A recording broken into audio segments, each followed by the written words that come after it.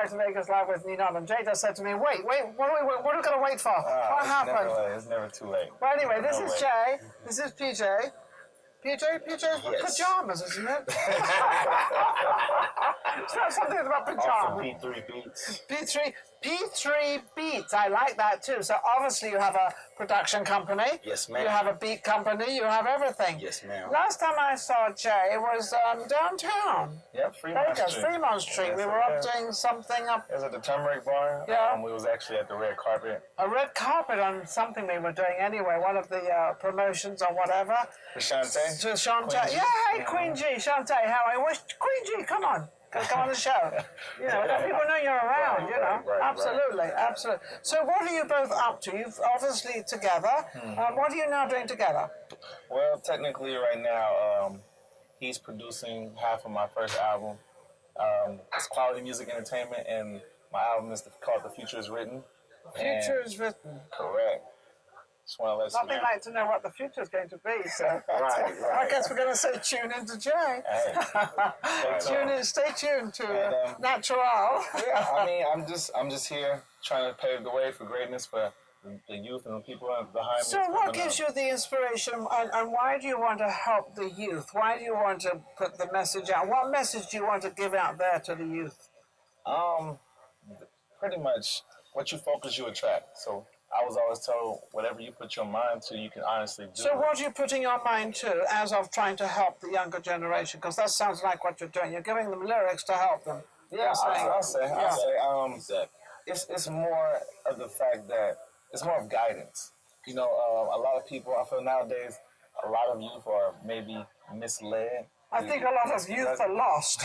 That too. I think they're totally lost, and I think the reason being, and I'm going to put it out there because I do all the time, number one, we have 16,000 homeless children in Nevada, mostly in Vegas. 16,000.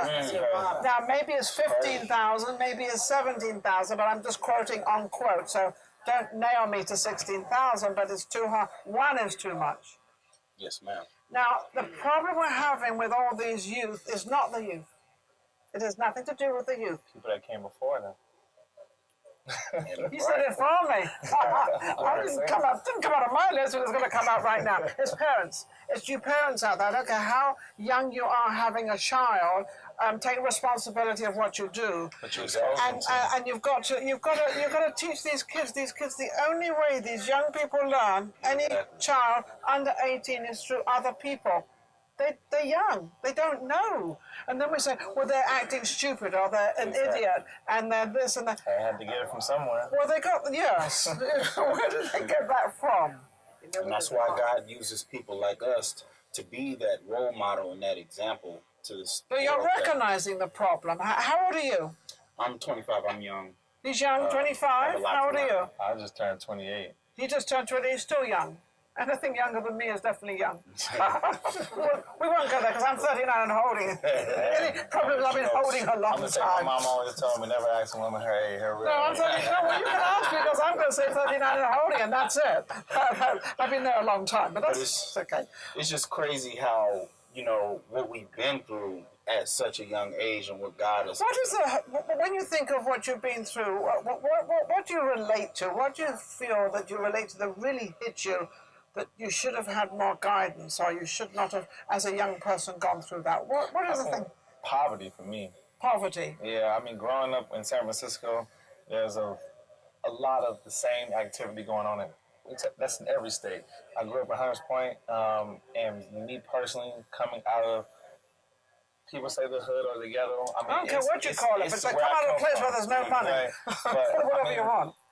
When you're exposed to a certain life at a young age, and you're exposed to the wrong kind of life or the wrong kind of love, it molds into you, right? You've been brought up in it, so that's kind of all you know.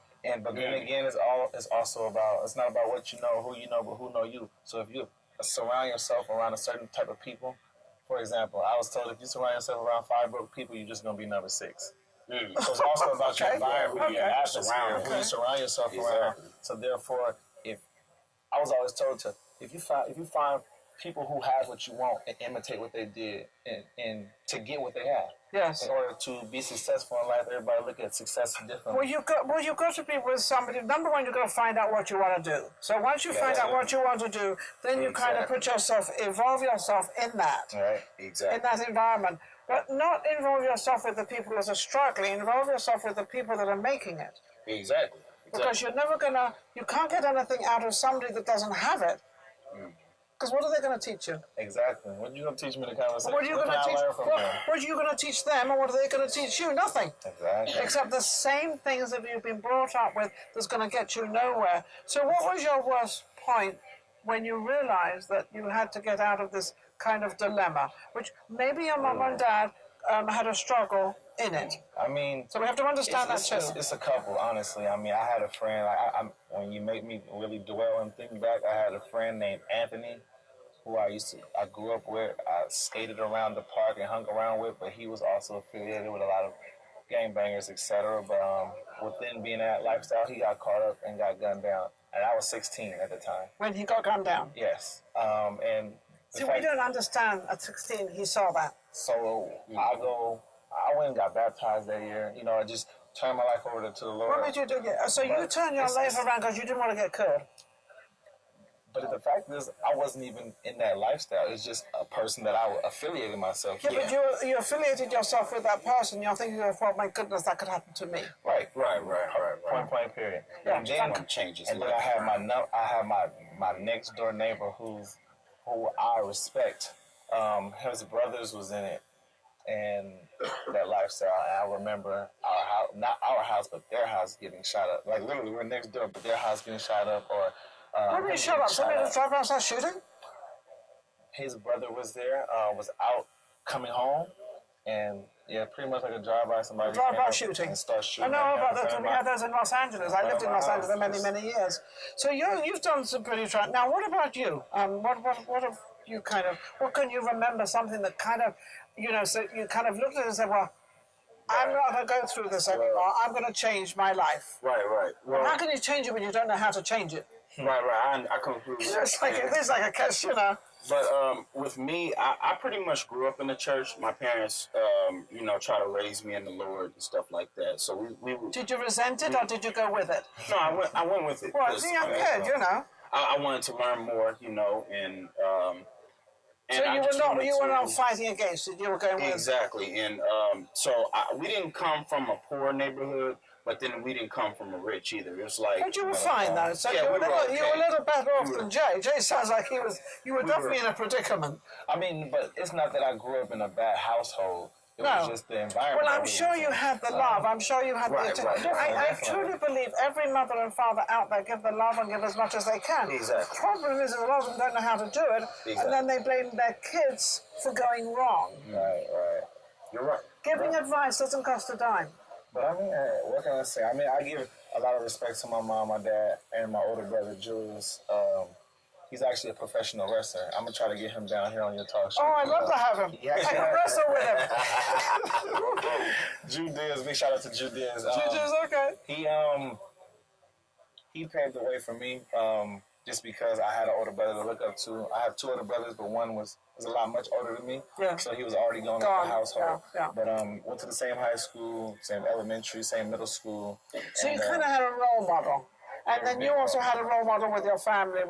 So what got you both into the music business? You're a singer, right? You sing. I'm a recording artist, yeah. A recording artist, excuse me. I'm an MC as well. Well, all this evolves around the same thing. Because you have to be an MC. You have to be out there to build up. I played the clarinet for about 8 years of my life, starting off in 4th grade. So for me, that was my introduction to music. Any other instruments or just the clarinet? It was just the clarinet, and then once I got on the mic at 14, that was it. That was right. It kind of created a whole new platform for myself. But that was my introduction to music, being that it helped feed the soul, if that makes sense. Yeah, definitely. We want everything to feed the soul, whatever that may be. Mine might be a massage or something. I don't know, music, classical. Mine was classical music as a child.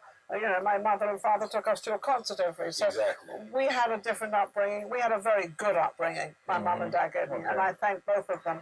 They're up there, but Amen. You did a great job, I'm telling you. I should have listened to them a little lot more. You don't realize that until you grown, right? Because I left home when I was 16, and I'm sure. But I lived with my grandmother, so I was okay. So what was your sort of thing that changed your mind that you realized? Well, before I decided to turn my life around, I was just living a life trying to fit in with the world and try to do what the world does. It wasn't working.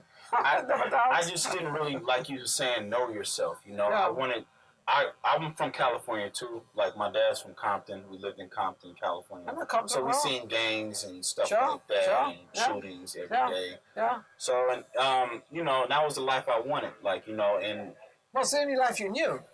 Exactly. That's what I've been around. So I was influenced by that lifestyle.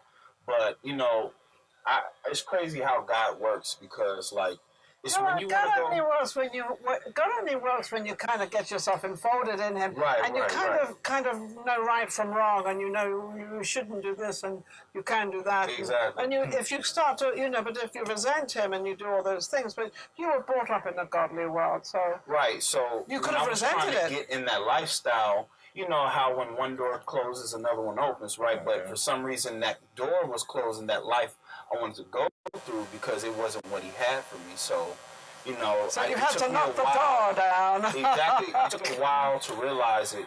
But you're a human being and you can do what you want to do. Right. And I was just that kind of rebellious child. I wanted to do what I wanted to do and didn't listen to my parents, So I just learned the hard way through life. Well, it's done you pretty good. Both of you they've both come out of this upbringing, or however it was. I don't know if we all want to complain about our upbringing. I can think of things my mum and dad did, which I wish they hadn't done. But at the same time, they did what they did. Exactly. And nobody's perfect, And I accept mine. What do you mean no one's perfect? I thought I was perfect. I mean... Kidding, I'm just kidding. I used to blame my parents for a lot of things, but when I got older, I started taking accountability for yourself. I mean, my dad always told me that once you get yourself in a situation, then you get yourself out the situation. You sit back and you analyze the situation, and you pick out where you went wrong. Well, where you went wrong, but also you got to pick out. I like that where you went wrong, but how about thinking about where you went right? Yeah. Let's start thinking about where we go right. We always think of, I wish I'd done it this way. I was sorry I did that. Let's not think, hey, how great I was when I did this. I've had the most beautiful life any woman could have. I have had the greatest life. I don't regret one minute. Your life, that's what you want to look back on your life. Oh, I look back on my. I always say if I die right now, but let me finish the interview first. And I got one more to interview too, so then I'll go. But I've had the greatest life anywhere. Yes, I've had ups and downs, of course, everybody does. But on a whole, fabulous, incredible life. When you look back at life, me personally, when I look back at my life, that's something that I want to be able to say. Not to myself, but to my kids, but to be able to be happy with the detours and the success, the goals, the accomplishments that you have made, and be able to celebrate them. Absolutely. Freely. So where are you two off to now? What are you doing? I don't mean after the interview. I mean, what are you? I gotta go and have something to eat. Where are you going? You've got a record coming out, or what's going on? You're a producer. Do you play instruments? Do you sing? Guitar. You're the guitar player. Well, I have my album, The Future Is Written. Right now, I have the single out. It's called Fly Guy. I have the video out. Fly Guy? Fly Guy. Fly Guy. Hey, live direct in effect. So you can check the video out on YouTube. Okay. You can also download the song on iTunes on Tidal. You can definitely get the streams. You can follow me on Instagram at The Real JayNatural and JayNatural 415. He's very shy, he doesn't want to give any information out, usually I have to get it out of him. He's like, I know, I love it, because that's how you get there. Yeah, definitely. How can they reach you? I just recently made a social media. I just made a Facebook. I kind of wanted to live that private lifestyle, but I realized with today's society now, everything's so social media and stuff. All social media, yeah. Right, and I just made a Facebook, PJ Hill. My page is P3B. So you're kind of a newcomer in the social media. Coming up. You're old tooth. Yeah, definitely. I've been out there for years, and I've got a whole group here that put everything out here on social media. That's what it is today. It's social media. Yeah. It's amazing. Look, he's giving me his card. Business card. Look, he's got a business card. This business card looks a little worn. Stay ready. You ain't got I've got another business card here, JayNatural. Yeah. Stay ready, you ain't got to get ready. So they're doing very well. How hard is it in Vegas? Tough? I mean, for me, I'm new here. I just moved here about a year, almost about a year ago. Year and 5 months ago. Well, I would say it is a challenge because if we don't have a challenge, how will we grow? You know, No, it's nice. how will we grow? Absolutely. Life is all about challenges. It's how we overcome the obstacles. You know, we come in with a single breath and we leave with a single breath. It's what you do in between. Yeah. And it is totally up to you what you do. You can't blame anybody for the downfalls and you can't blame anybody for the upfalls. And so it's like a roller coaster and it is actually what you want. And it's up to you. I just keep God first because I realize when Isn't I keep that Him nice? first, when I keep Him first, everything else is going to fall into place, you know. Well, I always ask He brings Him. the right people, and it wasn't coincidence that I met Him. No, God You put know, you together. I don't believe in accidents. I don't believe in things happen by accidents. You know, it's all about how you line yourself up and put yourself in a position in order for the doors to open for you. The door is not going to open, but you first got to get yourself to the door. You've got to open. You've got to get yourself to the door, then you've got to open it. Right, but one thing I always ask God, I said, rub your arms around me very, very tight and just lead me where you want me to go. Amen. And sometimes you have to tell me more than once because I'm a little older, and sometimes I tell you what to do. So tell me a couple of times what to do. But He'll make your path straight. Yeah, He'll make your path straight, but you have to work it. You can't rely on anybody else. You have to make it work. Exactly. So if it's not working, change it. Oh, definitely. You know, when people say, well, it's not going on right the way, it's not doing this, it's not doing that, well, change it. Insanity is doing the same thing over again. No, change it because it's your life. That's the thing, though. People do things in Well, a they certain don't way. like change. They Most get people. used to a certain lifestyle or a certain way of living, and people are afraid of change. People don't want to adapt to change.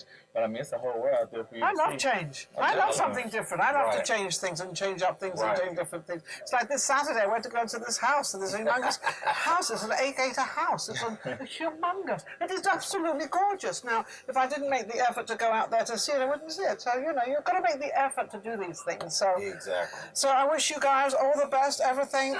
Keep doing what you're doing. I really appreciate it. Really? I appreciate it. I mean, I'll just say one thing. You can see more than one. I'll say one thing. A dream written down with a date becomes a goal.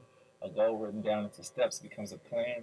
A plan implemented with actions generates satisfaction to make your dreams happen. I love that as a closing. Isn't that fabulous? They're two great guests, absolutely wonderful, both in the music industry. It's tough, but it's only tough if you make it tough. You can really win out there. Somebody got to do it. Someone's got to do it. Someone's got to be up there number one. Why can't you be number one? Right. Yeah, get rid of the obstacles. We'll be right back. Vegas Live with Ninon.